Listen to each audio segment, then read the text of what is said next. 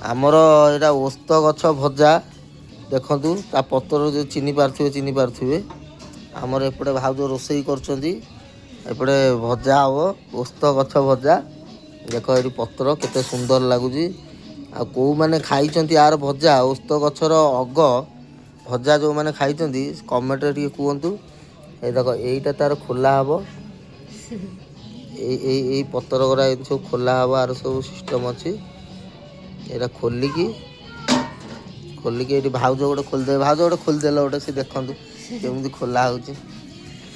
ଅଛି ନା ସରିଲା ଏ ଦେଖ ଏଇଭଳିଆ ଖୋଲା ହବ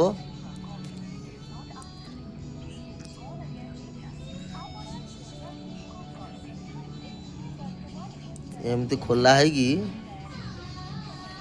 ଆମର ଏମିତି ପଡ଼ିବ ଏଇଭଳିଆ ଓସ୍ତ ଗଛ ଏଠି ଭଜା ହବ